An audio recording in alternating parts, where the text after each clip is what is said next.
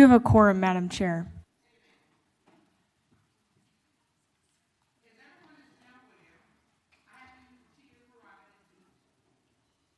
I'm not on mic, now I am.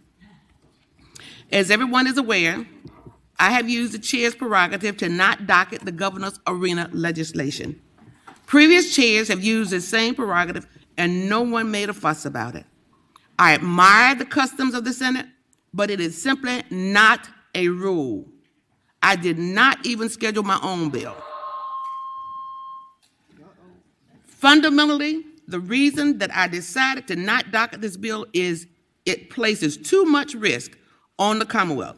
The governor's proposed deal has many unanswered questions and potential conflicts of interest. The governor refuses to negotiate and simply believes this co-equal branch of government should rubber stamp the Glen Dome. The proposed arena relies on the Commonwealth's moral obligation debt. If the project's revenues are insufficient to cover the debt, taxpayers are on the hook to bail out this project. The underlying finances show that this project is not viable without our credit rating. Once we open the tap of financing giveaways for billionaires, we open the door for future governors to ask for similar treatment. The more we use the Commonwealth's moral obligation for financing private development, the more risk we place on not being able to finance actual services for higher education, public safety, health services, and natural resources. Everyone knows I waited a long time to be chair of Finance and Appropriation, but I'm not going to allow the governor to endanger the Commonwealth's stellar bond rating on my watch. I will not allow a billionaire to build his company's wealth on the taxpayer's dime. At every return, the governor thinks that he should be able to use the executive branch to enrich his friends. This is not how Virginia awards contracts or contacts economic development projects to the Commonwealth. Finally, over the weekend, the governor said progressive Democrats are content to concede and to compromise away. And I'm here to tell you that the governor and to tell the governor that this Democrat is not conceding to a half-baked Glen Dome ad that compromises the Commonwealth's financial position for his billionaire friends. Now, with that, I'd like to ask the staff to give a brief description of each bill, followed by the patron, and then I will take questions or comments from the committee members. We have only one bill that requires public comment. Madam Chairman. Senator McDougal. Thank you, Madam Chairman. Very much appreciate the chairman's position on the matter, but I definitely have a different position, and that is the issues you just articulated about the bill are ones that we should all talk about. They're ones that we should debate in public, and they're ones that we should all cast votes on and have yays or nays, regardless of whether it's a good idea or a bad idea. Bills are ones that should get votes. The public should know how we vote, and then we have the ability to defend our votes one way or the other. So as we go through this process, Madam Chairman, I hope that you will reconsider on this bill, and if there are other bills that move from the other body, that the Senate will show them the courtesy of giving them an up or down vote, regardless of whether our positions on the bills are one way or the other. Cast our vote in public, let the people see what our positions are on the bills. Thank you, Madam Chairman. Senator McDougal, I respect your position as you respect mine, and if the others who would like to speak, I will entertain that now.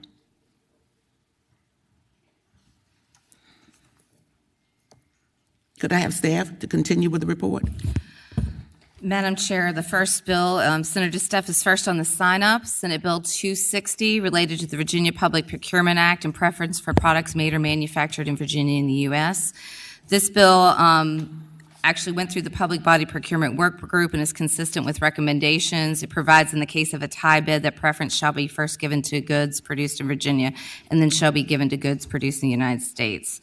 I do believe there may be late-breaking technical amendments or substitute. Madam Chair, I move the substitute. Can I get a motion on the substitute? There's a motion and a second on the substitute. All in favor of that substitute, say aye. Aye. Noes have the same right. Then I move the report. It has been moved. Step 260. No second. It's been moved and second that the bill be reported with the substitute. All in favor or not, designate your position on the electronic voting board.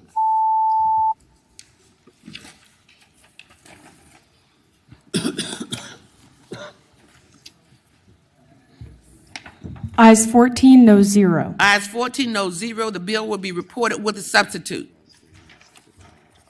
Yeah, that's fine.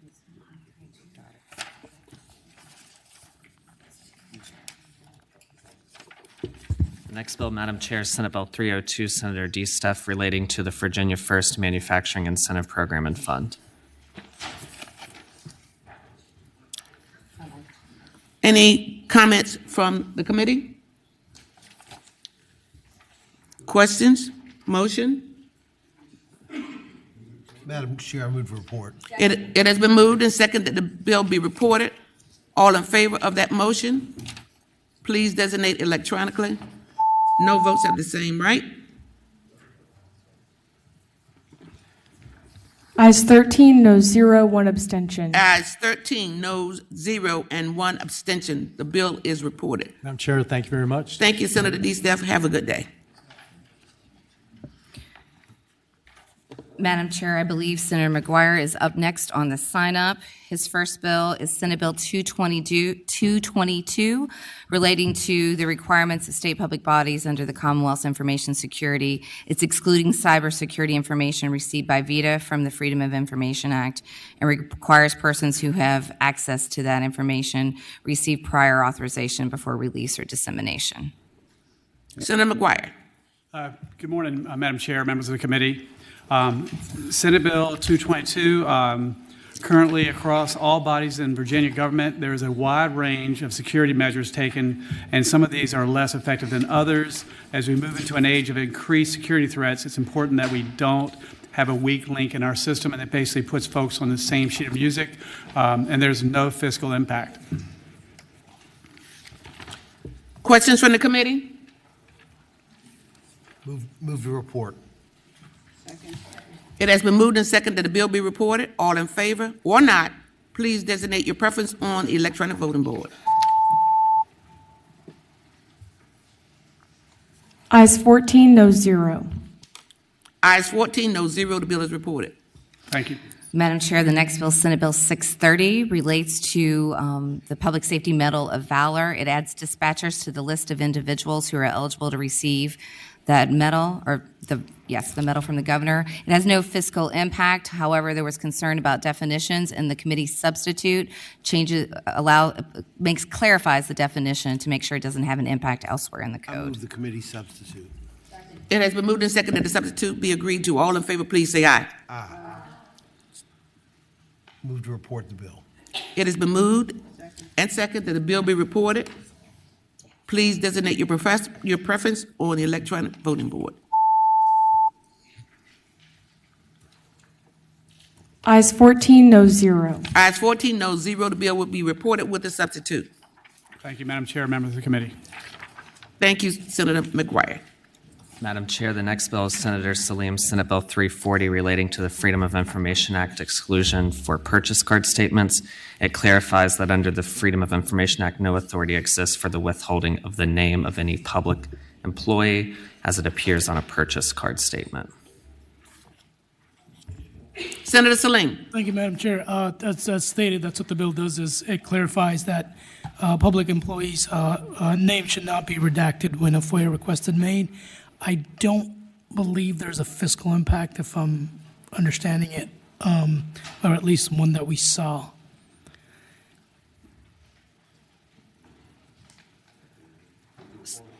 Staff, I understand. Is there no fiscal impact? Madam Chair, there is no fiscal impact. I think, Madam Chair, in the past, I believe Bank of America had indicated to the comptroller the indication to maintain the confidentiality of names on purchase card statements. Thank you. Questions of members of the committee? Madam Chair. Senator Serval. Thank you. I think this is identical to legislation I carried last year, which passed out of this body, and basically this information was available for decades until there was some change in policy in this administration about 18 months ago or something like that. And I carried this on behalf of the Virginia Open Government Coalition last year, but the House of Delegates didn't like it. So I think we've passed it before. Do I hear a motion? Move to report. Second. Substitute motion, PBI. Substitute motion takes precedence. All in favor of the substitute motion, please let me know your preference electronically.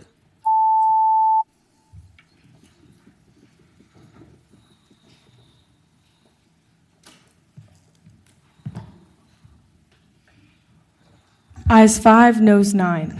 Ayes 5, noes 9. That bill fails. I'm sorry. The motion fails. Back to the original motion.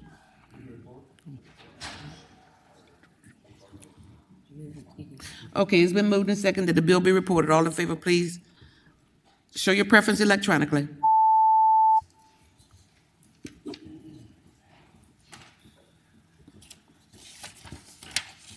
Ayes 9, noes 5. Ayes 9, noes 5. The bill will be reported. Thank you, Madam Chair. Next up, Senator Van Valkenburg. Madam Chair, Senate Bill 122 relates to establishing an Office of Pharmaceutical Services. It requires the Department of General Services to develop a strategy to increase efficiency in state agency prescription drug purchasing to reduce spending on those drugs.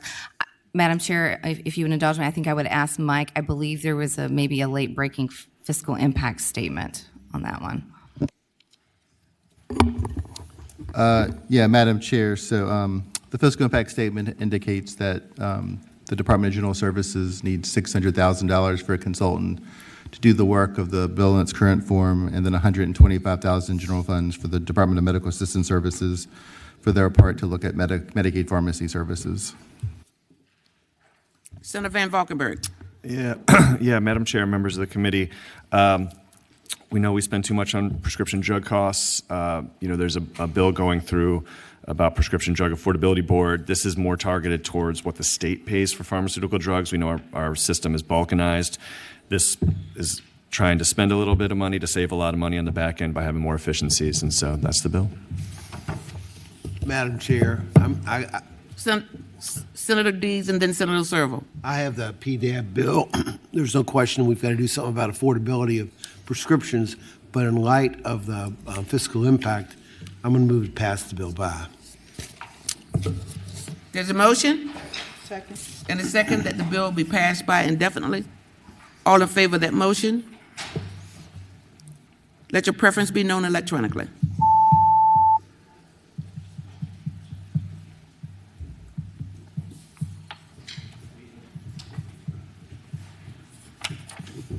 Thank you, Ayes 13, noes 1. Ayes 13, noes 1. The bill will be passed by indefinitely. Next sign up is Senator Rome.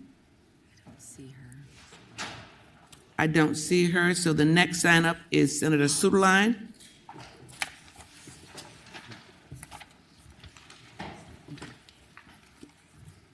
Madam Chair, Senator Suderline's bill, Senate Bill 435, relates to the 3-year growth assessment system. It requires the Board of Education to allow school boards to administer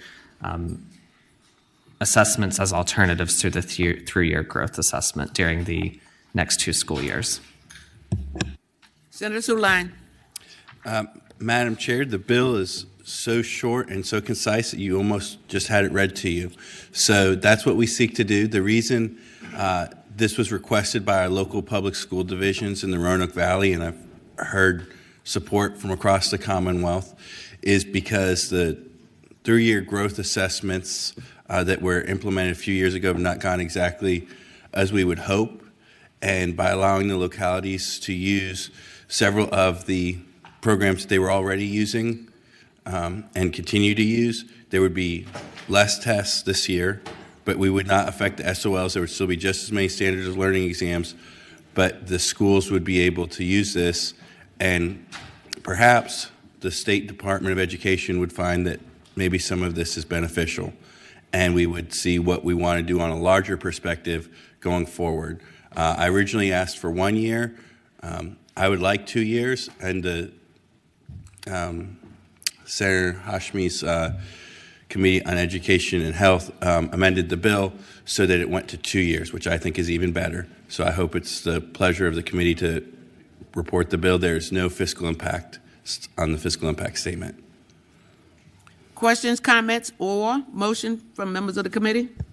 Madam Senator Deeds has a comment, and then I thought I heard a motion. Madam Chair, if he's got a motion to report.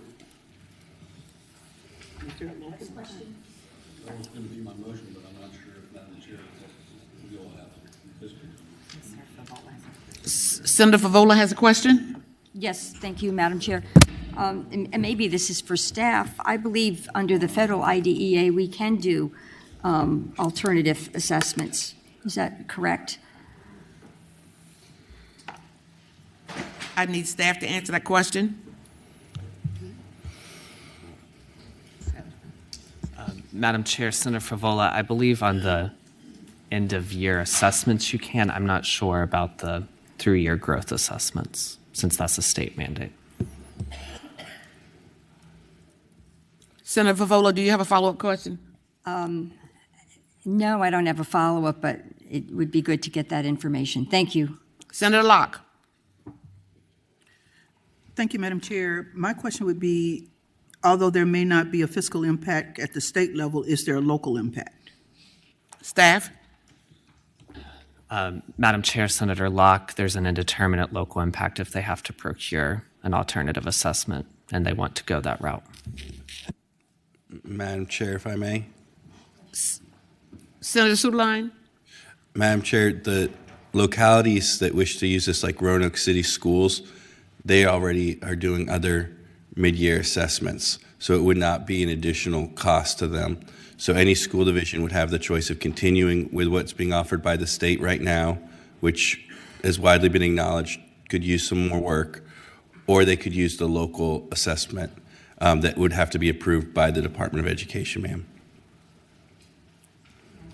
Senator Favola, I thought you were just still left in queue. So, my apologies. One other thing, I guess I think I'm gaining a better understanding of this, but some school systems have actually asked to do alternative assessments as long as they meet nationally accredited standards and they have measurable goals for achieving some clear picture of student academic growth, as opposed to, I guess, our standard required tests. Is that what's going on? We're just allowing school systems to come up with other ways to assess academic growth.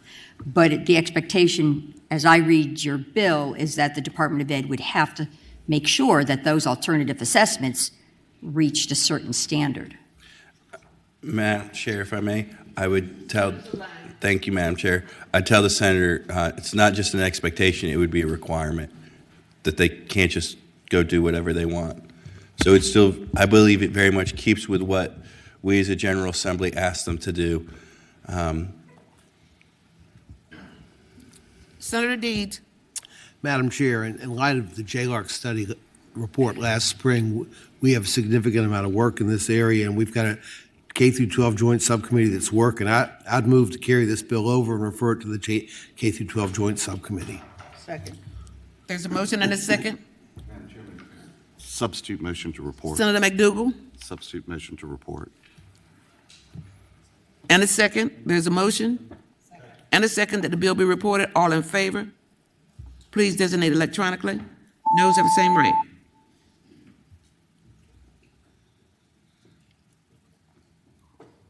Ayes 7, noes 7. Ayes 7, no 7. The bill fails to report. Thank you, Madam Chair.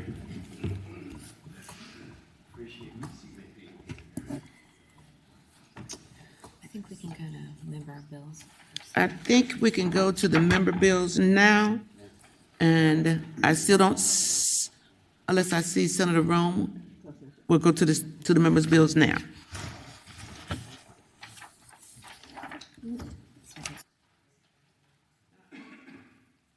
I'm going to start right at the top. Senator Boysko, you would be first with Senate Bill 373.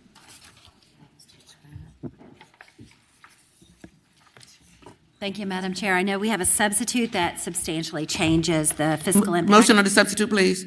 So moved. It's moved. Second. And seconded. The substitute be agreed to. All in favor say aye. Aye. Substitute is agreed to. Senator Boysko. Thank you. If staff would like to read the changes, I know that this removes the fiscal impact for the state. I'm happy to talk about the bill a little bit further. We've been working on it for the past several days to try to make sure that it's in the right posture so we can get this through. Staff. Madam Chair, the substitute would exclude from the definitions of covered individual and employer Commonwealth employees in the Commonwealth respectively. It also adds within the bill and in an enactment clause that because we're taking state employees out, the benefits would have to be at the minimum level provided in the bill for those state employees, and they wouldn't see a reduction in any of their benefits.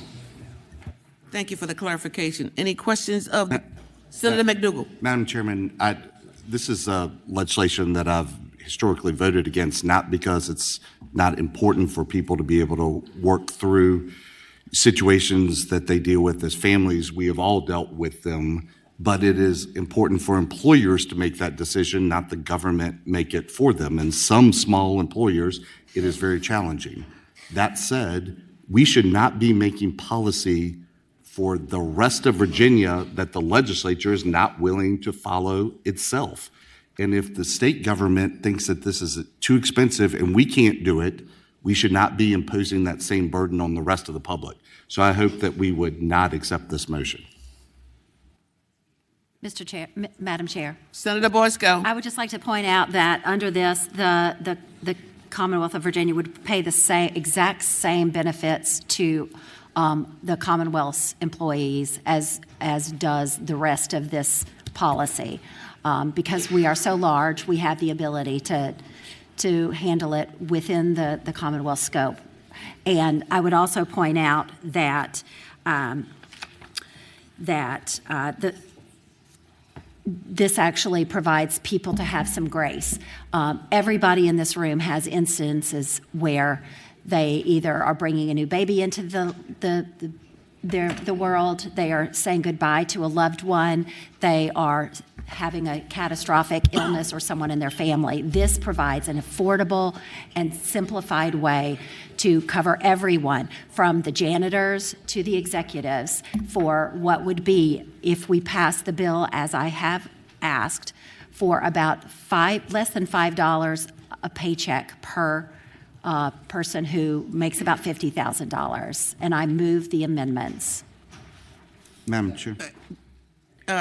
There is a motion and a second, but Senator McDougal was in queue before the motion was made. Senator McDougal. Madam Chairman, it's on the motion, and maybe I misunderstood when Stephen read the amendment, but I thought the amendment was to remove state employees from the bill. So this would not cover state employees. It would only cover private sector employees. Is that accurate, Madam Chairman?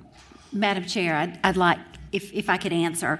The amendment, the substitute removes state employees from the trust fund and adds language that requires the Commonwealth to ensure that state employees have equal or greater benefits, leave benefits provided by the Family and Medical Leave Insurance Trust Fund.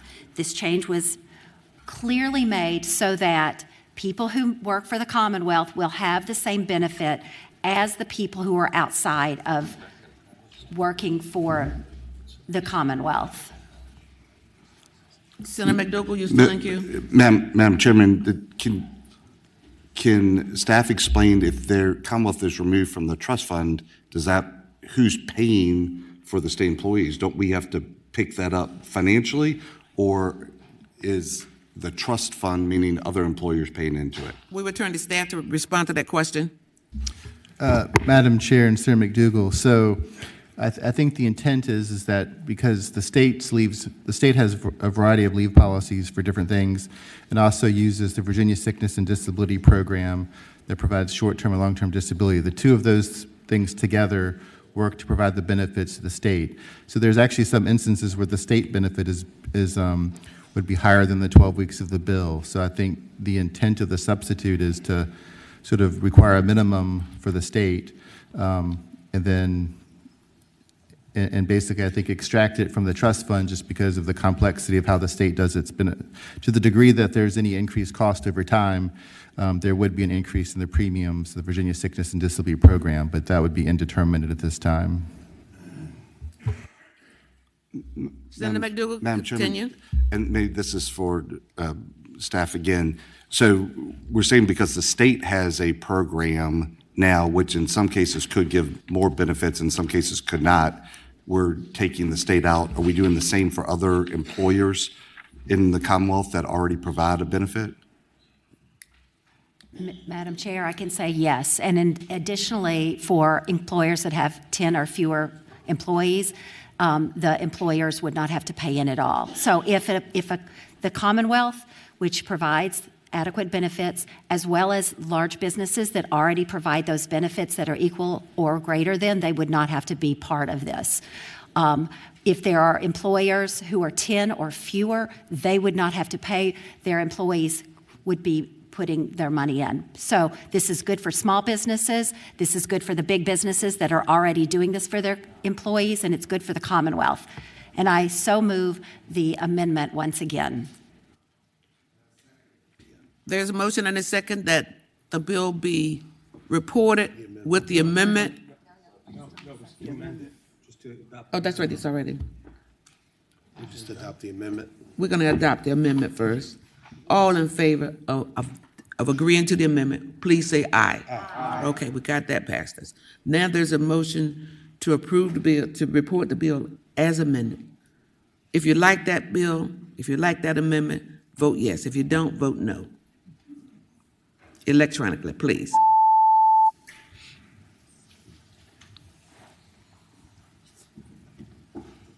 Ayes 10, noes 5. Ayes 10, noes 5. The bill will be reported with the amendment. Next on the... Oh, Senator Carol Foy is here. Oh, so is Senator Rome and Senator Aird. So, Senator Carol Foy, I think I saw you first, so you're up.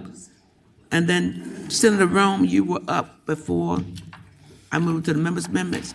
And then Senator Aird, you be third. Senator Carol Foy. Thank you, Madam Chair, members of the committee. I would like to start with Senate Bill 496, Virginia Growth and Opportunity Grant. Turn your attention to Senate Bill 496.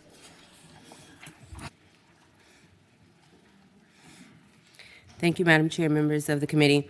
I believe that this came back with no fiscal impact. What this is a recommendation from Virginia Economic Development Partnership. We are trying to find better ways to retain Virginia businesses. And one of the ways that we do that is through the GO program, the Virginia, I'm sorry. Carol Foy, do you have an amendment? I think there's a committee amendment, The Madam committee Chair, amendment? and I'd move the committee amendment. Okay. There's a motion and a second on the committee amendment. All in favor, please say aye.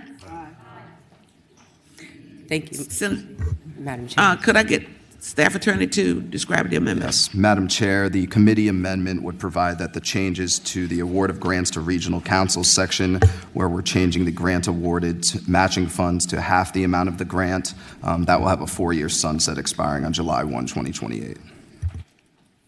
Okay, you've heard the explanation for the amendment. And then Senator Carol Foy. Yes, Madam Chair. Excuse me. The Virginia Growth and Opportunity Program, what we're trying to do is make sure to have the funds accessible to people sooner, instead of 3 years having to wait, just getting it after 1 year, as long as they have the necessary jobs, growth, the necessary capital investments. And then we also have the VIP program as well. In accordance with the JLOC recommendation on these two programs, my bill does the following. For the Go Virginia, it reduces local funding match requirement for Go Virginia grants to be at least equal to half of the grant amount.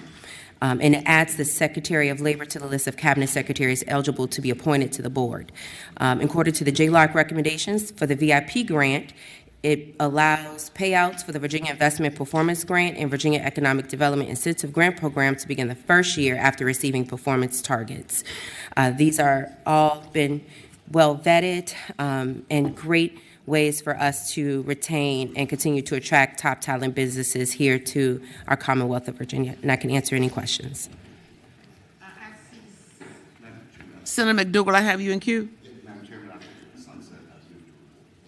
Second. It has been moved and second that the bill be reported with the committee amendment. Thank you, Madam Chair. All in favor of that motion, you have an electronic vote? Yea or nay? Ayes 15, no 0. Ayes 15, no 0. The bill is reported as amended. Senator Carol Ford, you have other bills. Yes, Madam Chair. Madam Chair, the next bill is Senate Bill 499, Donor Human Breast Banks Health Insurance Coverage for Donor Human Milk. And I also have an amendment to move, a substitute. It has been moved Second. and seconded that the substitute be agreed to. All in favor say aye. And we want staff attorney to explain the substitute. Madam Chair, the substitute made a few small updates to the donor human milk bank definition, and in that review, we corrected some technical revisions for consistency and redundancy throughout the substitute. You've heard the definition of the substitute. Any questions, the member of the committee? Move to report. Second. It's been moved and properly seconded that the bill be reported with a substitute. Electronic vote, if you'd like that motion, yea or nay?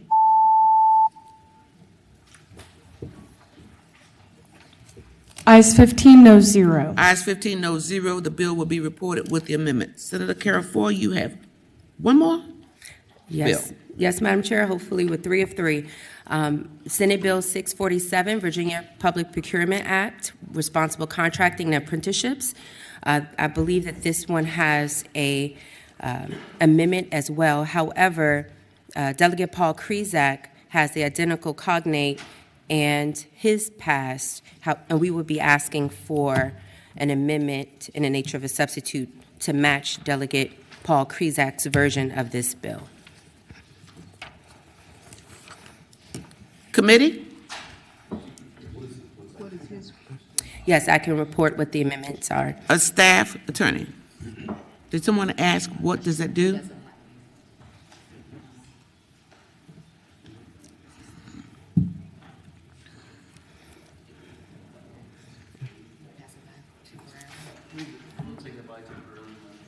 Without objection, the bill will go by temporarily. Yes, thank you. I would like to go back to the practice of having staff to report on the bills, if you don't mind. Okay. I think we're going to call on now Senator Aird, the Senator Rome, and then Senator Aird. That's correct, in the order. Thank you, Madam Chair. Madam Chair, members of the committee, this bill is SB 283 for free school meals for all. There is a committee substitute, and I'll defer to council for it. Move the substitute. It's been moved and seconded that the substitute be agreed to. All in favor, please say aye. I'd like for staff attorney to please explain the substitute. Madam Chair, the committee substitute would provide, in the community eligibility provision, we would no longer require a minimum of 40% identified student population for free meals. We also add an enactment clause directing the superintendent and the Secretary of Education to convene a work group to study the impact of statewide free school meals, options to reduce or eliminate school student meal debt, and recommendations to leverage other state and federal funding. And Madam Chair, my understanding is, Senator Rome. thank you, Madam Chair. Madam Chair, my understanding is that the budget will basically have an increase for the reimbursement rate for the school breakfast program. The last time that was changed was 12 years ago, so this will do a lot more good to make sure that schools are able to provide more breakfast for more kids and make sure that they have more money to do so. Committee? Have we adopted the amendments? We did adopt the amendments. I'll move the report. It has been moved and seconded that the bill be reported with a substitute. All in favor or not, please let your choices be known electronically.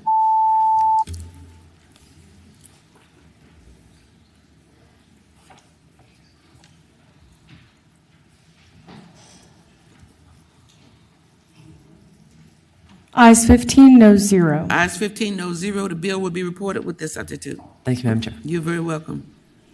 Senator Aird, and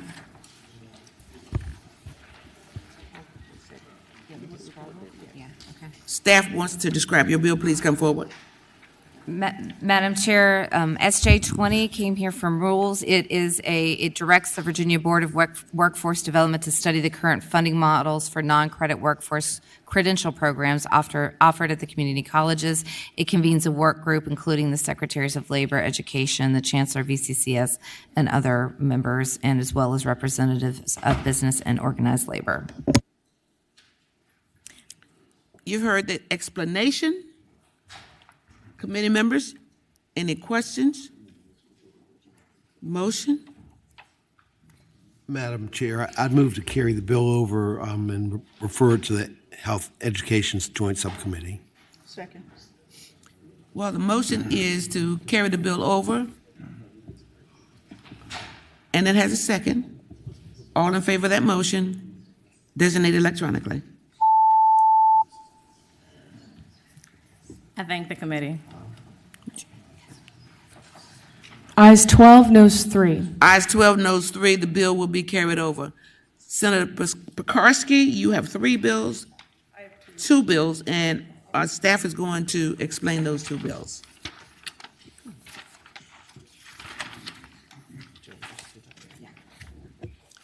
Senate Bill.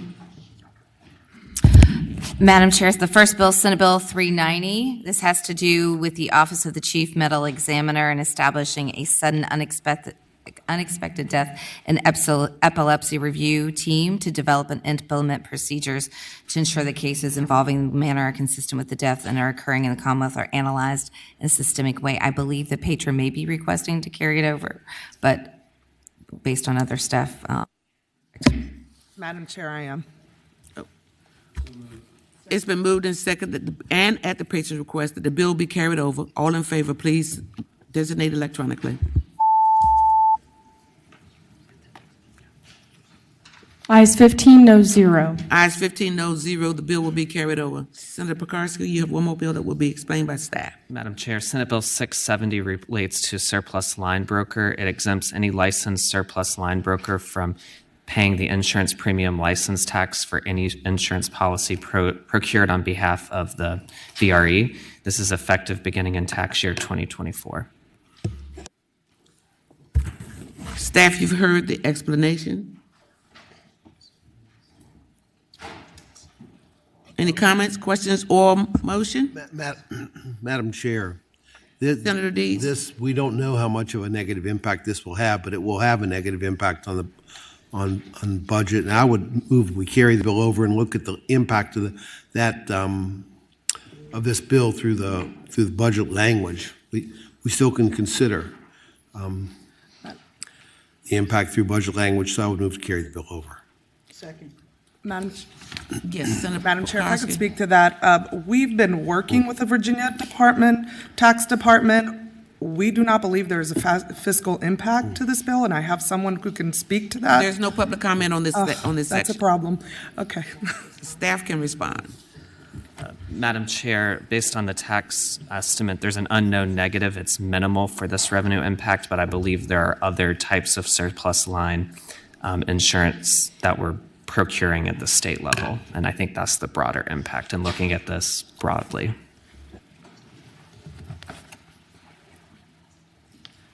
Senator Pekarsky. Madam Chair, I will just clarify, even though this does only apply to the VRE, which is exempt from other taxes, so.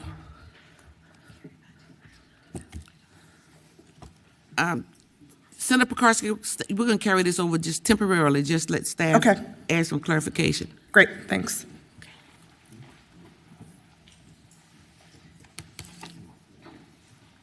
Could I clear the queue box for bills? Thank you. Madam Chair, Servo. Senator Servo. Having voted on the prevailing side vote, which we reported Senate Bill 302, I'd like to move to reconsider that vote so a senator can remove his abstention. Senator Servo, I didn't hear the number of the bill. 302. 302. Yeah, so a senator can remove his abstention. We can get it on the uncontested docket instead of the regular. So I'd move to reconsider. Second. The motion is reconsideration on the vote on Senate Bill 302.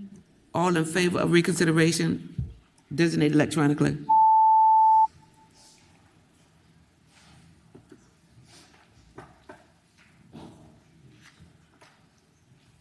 Ayes 14, noes 1. Ayes 14, noes 1, the bill will be reconsidered. Senator Servo. Madam Chair, I move to report the bill.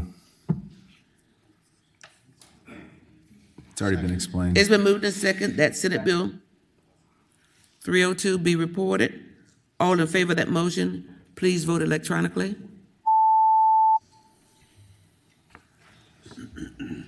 Ayes 15, noes 0.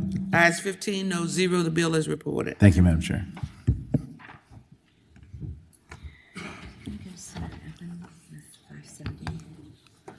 While we're waiting on some questions on the previous bill, we're going to go to Senator Eben, and that will be Senate Bill 570. Thank you, Madam Chair. This Senate Bill 570 is a follow-on to the Virginia Values Act that we passed with bipartisan support in 2020, making the state the first in the South to ban discrimination on a variety of bases. The bill would provide consistency and clarity on employer-size thresholds, which confuse businesses and employees about their rights, and the bill would further define person within the Human Rights Act, or at least in the enactment clause, to clarify what we meant when we passed the bill, which was that governments would not discriminate as well as private employers. On the meat of the bill, though, is found probably on line 24, where we change the number of employees from 15 or more to 5 or more, because elsewhere in the bill, just a few lines later, under current law, someone who works for an employer that's between 5 and 15 employees is protected if they're harassed and then fired, but not if they're demoted because of their status. My bill would fix that issue, lowering from 15 to 5 or more the number of employees that would be covered. Thank you, Senator Eben. Senator Deeds. Madam Chair, I move we report. Second. It's been moved and seconded that the bill be reported. Please designate your preference electronically.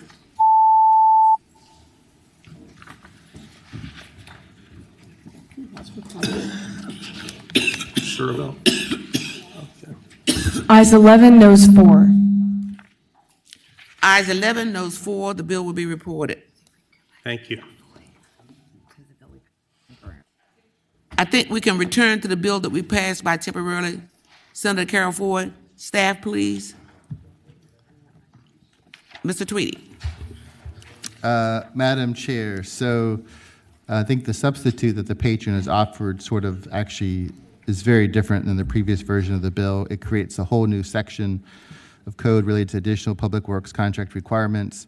So essentially what it says that for any capital outlay project, a public body shall require a contractor and its subcontractors to comply with basically safety training program requirements by the U.S. Department of Labor's OSHA, to maintain records in compliance with applicable local, state, and federal laws, and participation, and requires participation in apprenticeship programs approved by the Commonwealth of the U.S. Department of Labor. It provides that 8% of the total labor hours of any capital outlay project shall be required to be performed by apprentices. But it does provide an exception that by a written determination made in advance by the governor or his designee for state projects or a local governing body, that if they can demonstrate a lack of availability of apprentices in a specific geographic areas or a disproportionately high ratio of material cost to labor hours, then they could, those would provide exceptions to the requirements. And then it has a delayed enactment of July 1st, 2025. Madam Chair. Senator Deeds, as you know, apprenticeship programs are near and dear to my heart, but I think I got a little bit of a heartburn here. But Senator Deeds. Madam Chair, that's a new bill for us. And so I would renew my motion to carry the bill over and send a letter to the Public Body Procurement Work Group to take a look at it. You heard the motion in a second that the bill be carried over and that it goes with a letter to the Public Procurement Work Group.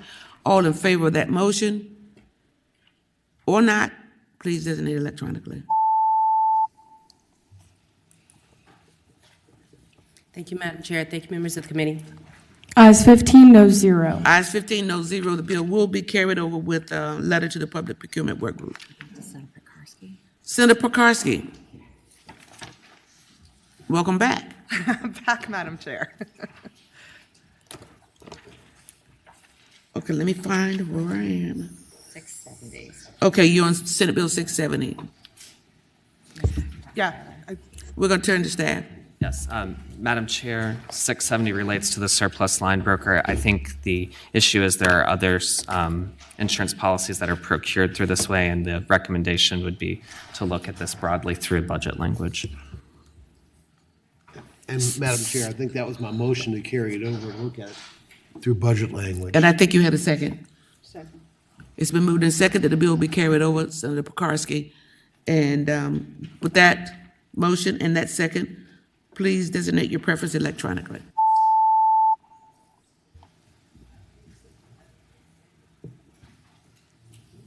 Ayes 14, noes 1. Ayes 14, noes 1. The bill will be carried over. Thank you, Madam Chair. Thank you.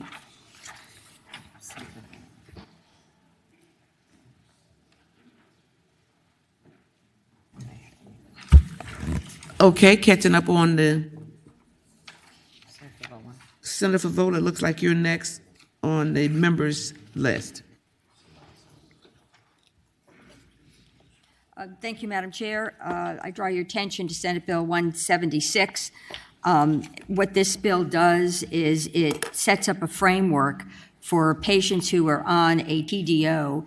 If they arrive at a state mental health facility and they have a neurocognitive issue or a neurodevelopmental issue or dementia, this framework would allow a physician to re-examine the individual and to come up with a process for transferring the individual to a facility that could adequately care for somebody who presents those conditions.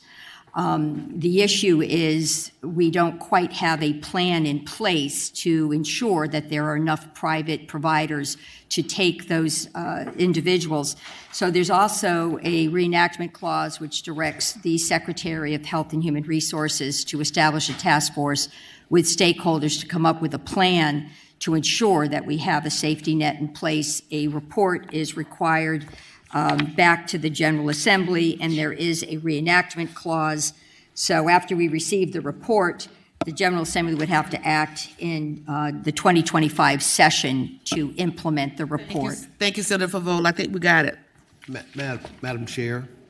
Senator Creed. This is a critically important issue. If we are to solve the crisis in our psychiatric hospitals, we have to find alternative means to care for those people who have dementia or developmental disabilities.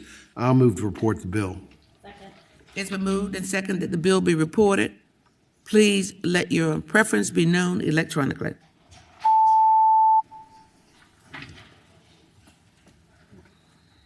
Ayes 15, noes 0. Ayes 15, noes 0. The bill will be reported. Senator Favola, you have a second bill, but you have a committee substitute, which I'd like to hear. Yes, a motion for? So moved. Second. It's been moved and seconded that the committee substitute be agreed to. All in favor, say aye. Aye. Okay. Like staff to explain to us the substitute?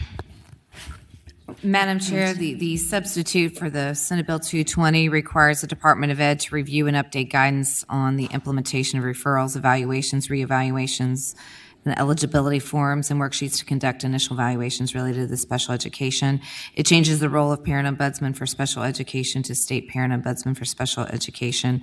And it requires Virginia Commission on Youth to study and make recommendations on Virginia's policies and practices related to special education by November 1, 2025. And Madam Chair, I'd ask Wendy if there's anything else to add to that. Senator Favola, do you have anything to add to that? No, Madam Chair. Actually, everything that was presented is a subset of what a pretty comprehensive bill was that I carried earlier. And Ed and Health, of course, reported out a broader version of this bill. So I am happy to take a more narrow version with the hopes that we can make progress in serving our children who have special needs in our education system. Committee, any questions? Move to report the substitute. Second. There's a motion and a second that the substitute be reported. Please let your preference be known electronically.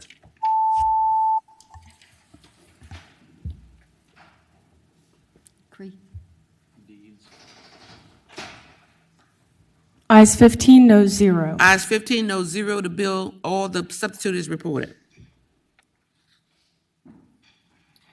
The next on our list, Senator Hashmi. you have Senate Bill 251.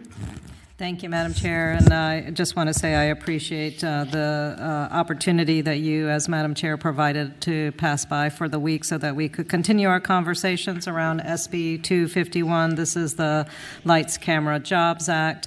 After speaking with many individuals, including our council, appreciate the recommendations that they made, and I move that we defer to the subcommittee's recommendation that we continue this bill to 2025. It's been moved and second that the bill be carried over into the, let's incorporate, I'm sorry, that the bill be carried over to the joint tax sub. It's been moved and second. Please let your preference be known electronically. Ayes 15, no 0. Ayes 15, no 0. The bill will be continued. Senator Locke, you have Senate Bill 18. Yes, Madam Chair, and there are a couple of things to happen with Senate Bill 18. First and foremost, with Senator McPike's blessing, we will incorporate Senate Bill 249, Senator McPike's bill, into this bill. Second. It's been moved and second that the bills be incorporated. Madam Chair. Senator McPike. I think the posture may be for adopting the substitute to my Senate Bill 249 and then incorporating into Senator Locke's. And I'd move the substitute, Madam Chair, for There's Senate a Bill motion 249. And a second on the substitute. All in favor say aye. Aye. Okay, And and I I'd think move that's to already been. incorporate Senate Bill 249 into Senate Bill 18. That's the motion and the second. All in favor of incorporating Senate Bill 249 into Senate Bill 18, please, I think I want an electronic vote on this.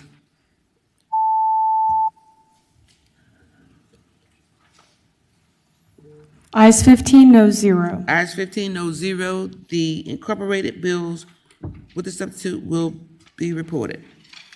Now, Madam Chair, I believe there is a committee substitute. I move the substitute. Second. There's a motion and a second to, There's not the committee substitute now?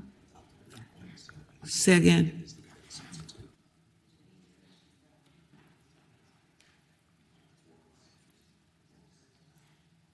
I think we're done with the exception of reporting the substitute. Substitutes? Yes.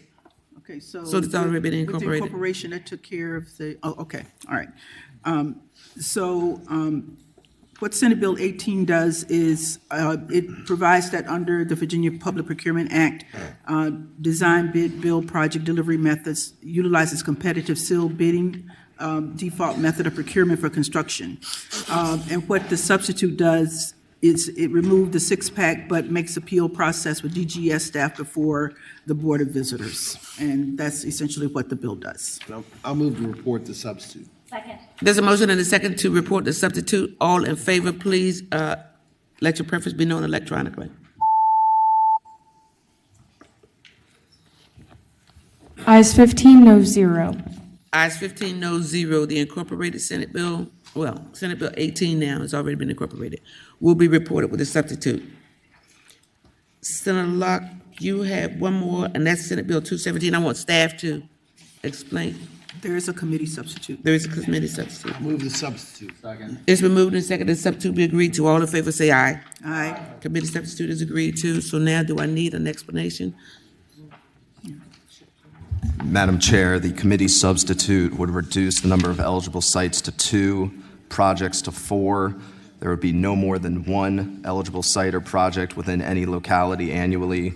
It changes the review process from 45 to 60 days and removes a guideline and procedure instead of requiring VEDP to designate a lead agency, it requires VEDP itself to coordinate with impacted agencies to facilitate the project permit reviews.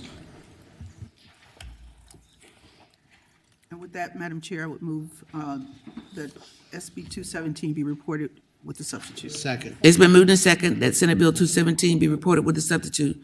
Please designate your preference electronically.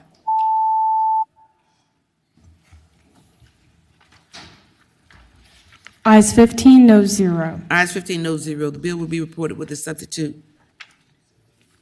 The next two bills, Senate Bill 627 and 699 are my bills.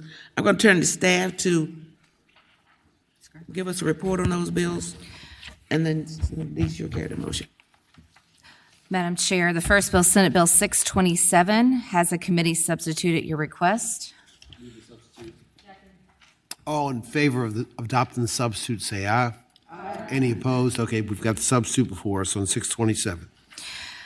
Mr. Chair, the substitute requires the Virginia Community College System, the State Council of Higher Education for Virginia, and the Department of Education to develop a framework to provide structured opportunities for how all qualified high school students in the Commonwealth have an opportunity to enroll in post-secondary coursework offered by a comprehensive community college that is credible toward high school completion and a certificate or degree from a public institution of higher education.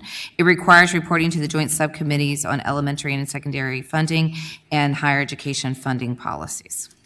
Okay, does everybody understand the bill? Are there motions?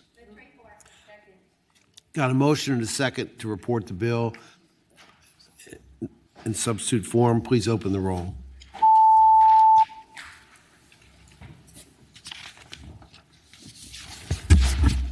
Ayes 15, no 0. Okay. Ayes 15, no 0. Madam Chair, your bill is reported. 699 is your next bill. Mr. Chair, Senate Bill 699 relates to the revenue reserves and budgetary amendments.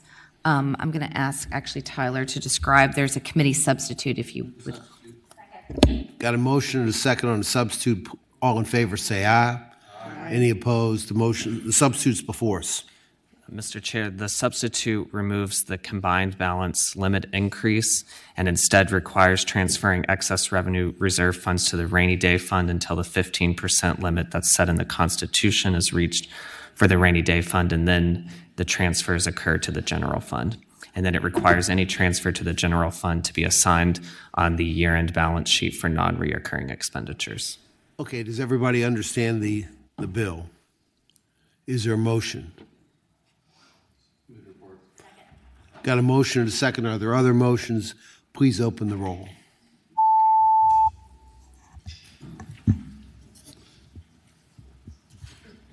Ayes 15, no 0. Okay, your bill reports, Madam Chair. Thank you, Senator Deeds.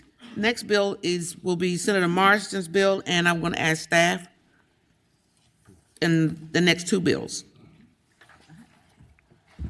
Madam Chair, Senate Bill 457 relates to the Driving Decarbonization Program and Fund. It establishes the electric vehicle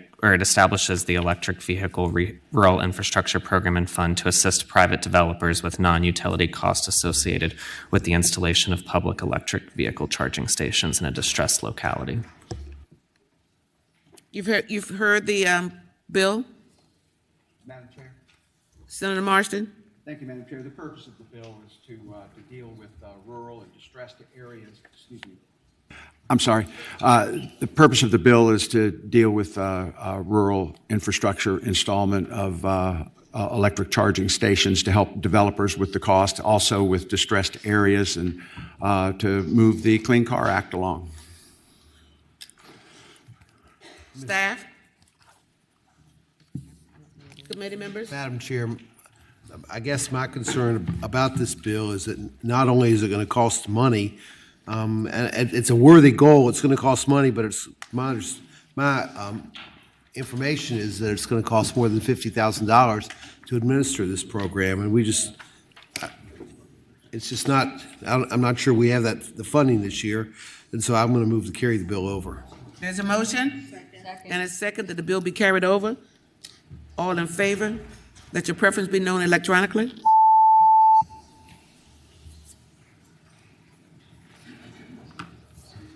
Ayes 11, noes 4. Ayes 11, noes 4. The bill will be continued. Staff report on Senate Bill 713. Madam Chair, this one relates to pole attachments to accommodate cable television systems. It requires a public utility regarding request to access the public utilities pole to accommodate an attachment by a telecommunications service provider or cable television system to conduct such attachment and any required pole replacement in a manner consistent with certain requirements.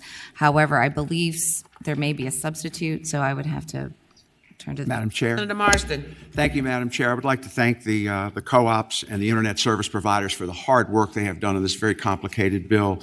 And we do have a substitute, and I would like to ask our Broadband Advisory Council Chair, Senator Boysko, to provide the information about the substitute that brings peace in the Valley. Senator Boysko. Thank you so much.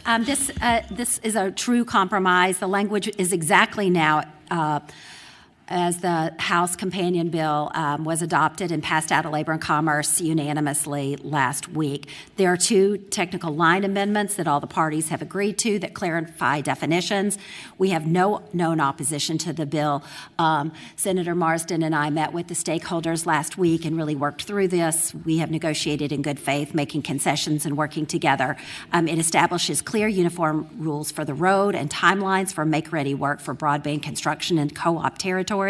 It removes all known concerns about safety issues. It prevents cost shifting for not-for-profit cooperative members. It removes the sunset clause and the reenactment clauses that were previously added. And it is our understanding that the patron in the House who's carrying the version of this bill intends to add the same line amendments that I've just mentioned so that they will be identical moving forward. And I so move the substitute. There's a motion and a second that the substitute be agreed to. All in favor, please say aye.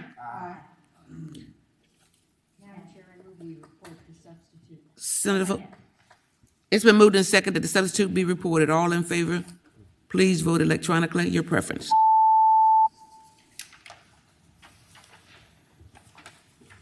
Ayes 15, no 0. Ayes 15, no 0. The bill will be reported with the substitute. And now we are at the point where we see Senator McPike has 3 bills, but 249 has already been incorporated into 418. So I'm going to strike that one. And so Senator McPike, the next one is going to be Senate Bill 243. And I would like for staff to make the presentation and for you to add to that. Madam Chair, Senate Bill 243 requires the Department of Health and Department of Environmental Quality to identify public water systems that exceed the PFAS maximum contaminant levels. I believe we've further learned that the cost was reduced by what was adopted in ACNR.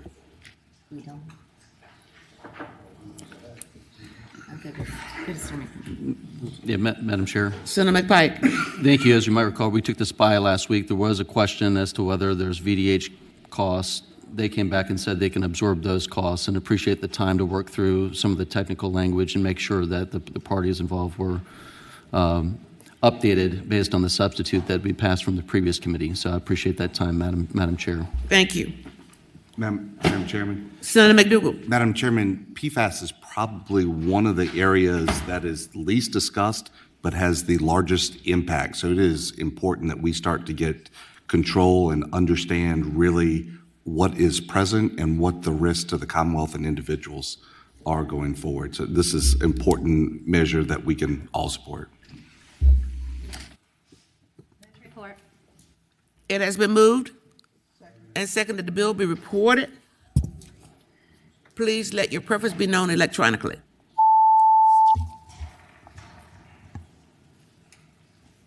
Senator Reeves?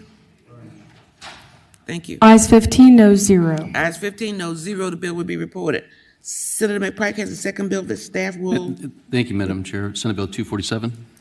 And I do have an amendment that would move the amendment, please. Can I get a motion on the amendment? Second. It's been moved and second that the amendment be agreed to. All in favor, please say aye. Does staff have a copy of the amendment? Could you please report on the amendment? Madam Chair, the amendments would change the definition of successor service employer to exclude beer wholesalers and beer distributors and wine wholesalers. It would also change the covered location definition to clarify a multi-residential building or other development with more 50 units, which would be subject to the provisions of the bill. Okay, you've heard the what was the substitute. Madam Chair? Could I ask staff to repeat that second part again? That last part about the residential? It just clarifies a multifamily residential building or other development with more than 50 units. Previously, it had just said a multifamily residential building and didn't clarify those other developments or structures. Thank you, Madam Chair. Madam Chair. Senator Serval. Speaking to the amendment, Madam Chair, I think the purpose of the amendment was the way it was originally written. It looked like it only applied to one building, but this would make it apply to an apartment complex if there's a lot of low-scale apartments that total more than 50. That was the clarification. It was something I actually requested. Comments by any other member of the committee?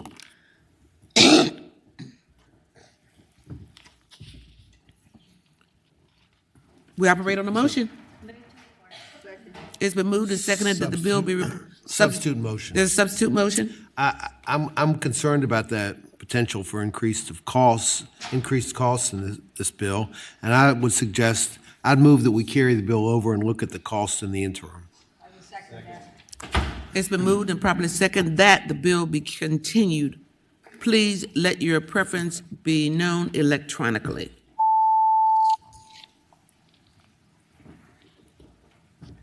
Ayes 11, noes 4.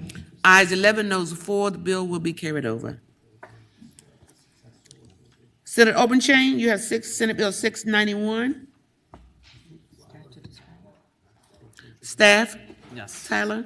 Madam Chair, Senate Bill 691 relates to the conveyance of certain property. It requires the Augusta Correctional Center operated by DOC to be sold in accordance with the process for surplus state property, and then it requires DOC to convey to the town of Craigsville specified parcels of land, including areas that contain a water tank. Senator Open Chain, you'd like to add to that? Madam Chair, I'd move to report. Second. It's been moved and seconded that the bill be reported. All in favor of that motion, please designate electronically. Ayes 15, noes 0. Ayes 15, no 0, the bill will be reported. Next, Senator Reeves, you have Senate Bill 113. Staff, please report.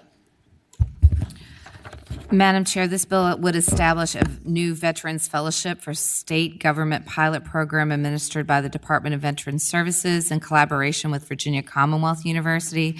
The program would cover educational expenses for veteran fellows to attend designated programs at VCU's Wilder School of Government and Public Affairs, and for graduate students would also hire them to work at VCU or another state agency. Madam Chair. Senator Deeds. I would, this is not a bad idea, but I would move we carry the bill over and look at doing something in the budget on this. Second. It's been moved and seconded that the bill be carried over. Please let your preference be known electronically.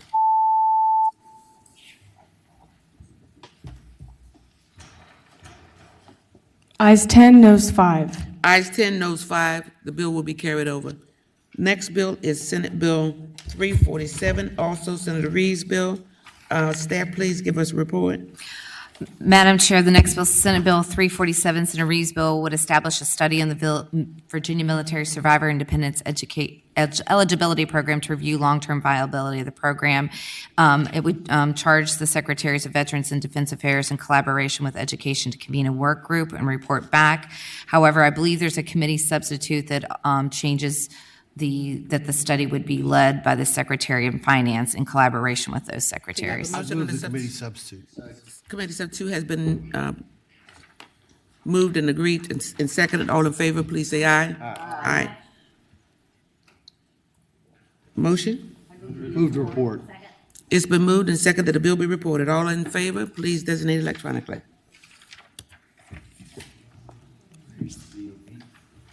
No beep? Ayes 15, noes 0. Ayes 15, no 0. The bill will be reported with the substitute.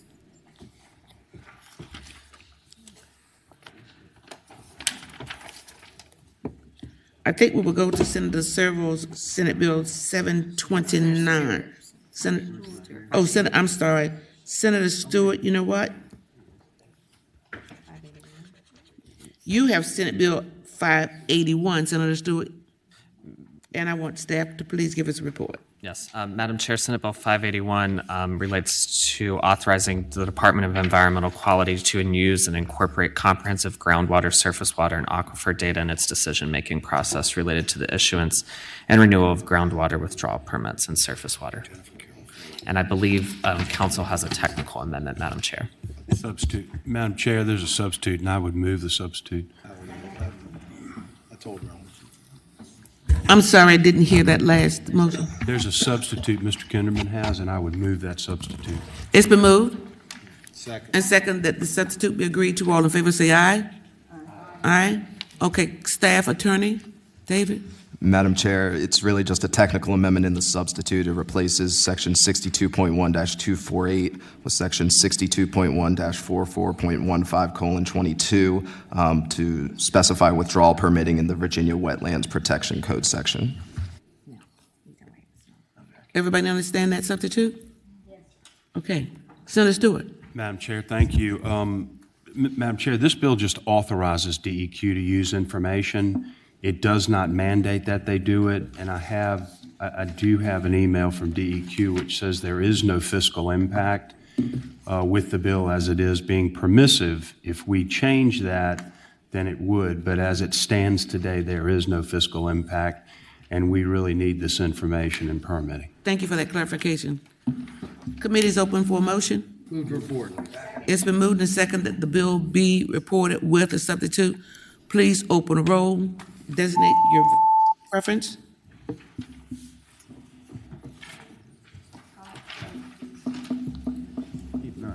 Ayes 15, no 0. Ayes 15, no 0. Senator Stewart, the bill is reported. I want to just suspend here for a moment. And Senator Dees, do you have a motion? Well, I'm just trying to get more information. Suspend for a moment, please.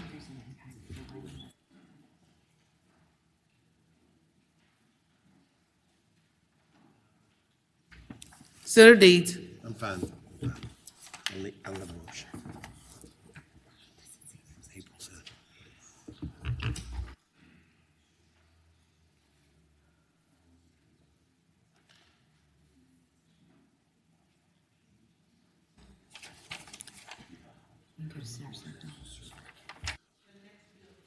All right. Next bill up is Senator Servo 729.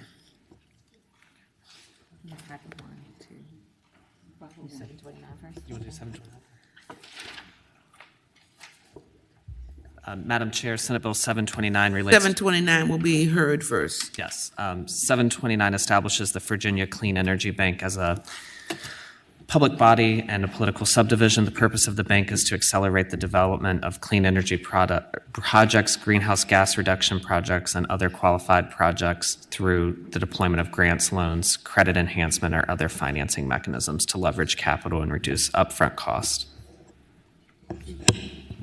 Okay. I think that was clear. Senator Servo, you have anything to add to that? Madam Chair, the only thing I would say is this came to my attention as part of some NCSL meetings I was attending nationally. There's about $350 billion of federal money available for us to access, but the state is required to put a little bit of skin in the game. Every $3 million we invest, we get $97 million of federal loans, and this has been done in a bunch of other states, and we're way behind, so I hope we can pass the bill. You heard the motion? Senator McDougal. Madam Chairman, so are the funds appropriated already for this, or how do the funds get in there? Madam Chair, Senator Servo. we will need to appropriate some funds for it in this budget. I'm working with the administration on the language. They like the idea. I'm working with the staff on funds. But again, for every $3 million we lend, the federal government will lend $97 million. It's a 3% to 97% ratio, and we're leaving money on the table. Other states are taking our money because we're not acting. Senator Favola. The question for the patron, Madam Chair. I'm curious as to why we would need an actual authority. Is there a way we could access these funds with a current program that could be bolstered or redesigned? Senator Servo. Madam Chairman, other states have set up separate authorities like we do with the Virginia Housing Authority or some authorities like that. And I'm more comfortable with us having an independent authority rather than having the administration do this. Questions, comment, motion from the committee? There's a motion and a second that the bill be reported. Please let your preference be known electronically.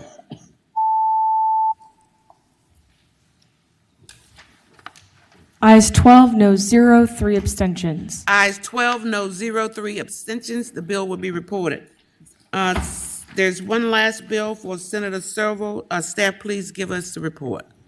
Madam Chair, Senate Bill 501 is the Virginia College Opportunity Endowment and Fund. It establishes the endowment and then the fund. It forms a 12-member advisory to administer the endowment, identifies the process of moving funds from surplus 529 amounts to the endowment, and then outlines a process for the distribution of those funds for scholarships to qualified students going to certain eligible institutions.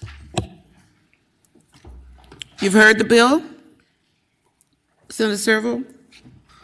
Madam Chairman, the only thing I would say is that this surplus has now grown to about $1.6 billion as we've done nothing for the last 7 years, and we really need to start doing something with this money. We've done a lot of work with VA 529 and JLARC to try to create a structure to segregate the money, but there still seems to be policy disagreements about exactly how to spend it once we segregate it. And I think that staff had suggested we put together a work group to meet in the interim to try to resolve those conflicts so we don't have a very, very, very long committee hearing to try and figure all that out. So I think that's the idea. Senator Deeds might have a motion he wants to make. The motion then is to carry over and appoint a special work group to try to just figure this out, because Senator Servo has pointed out something very clear. There's over $1 billion in funding there that we've got to figure out what to do with.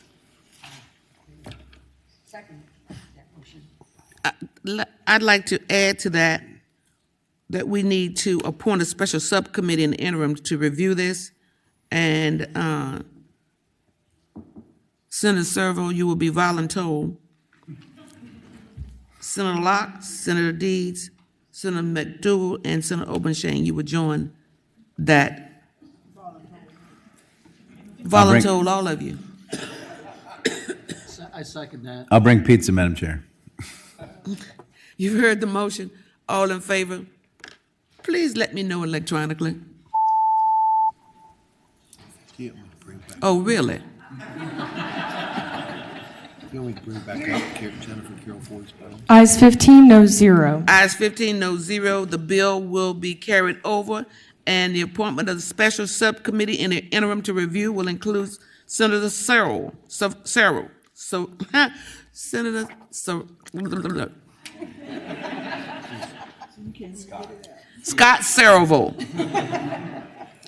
Senator Locke, Senator Deeds, Senator McDougal, and Senator Obenshane. Madam Chair. Senator Stewart. Madam Chair, I was not here when the committee heard Senate Bill 435, and I understand that bill failed to report. If I can, I'd like to record my vote as a no with the clerk, since I wasn't here. It was a tie vote. Right, failed to report on a tie.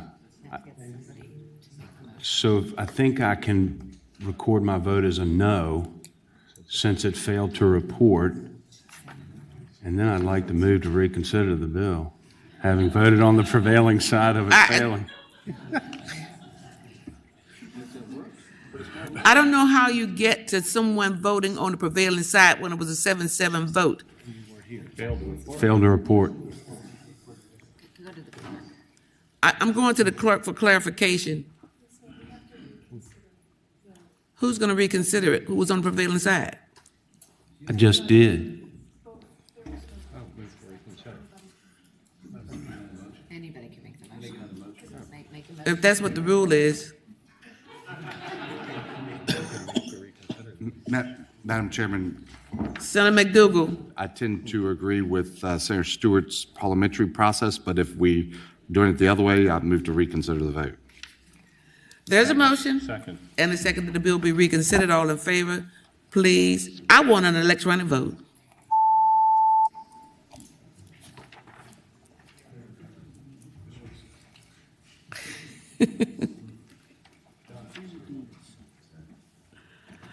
Ayes 13, noes 2. Ayes 13, noes 2. The bill will be reconsidered.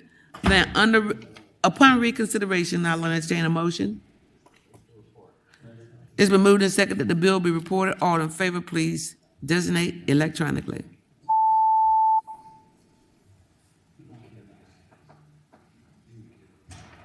Ayes 10, noes 5. Ayes 10, noes 5. The bill is reported.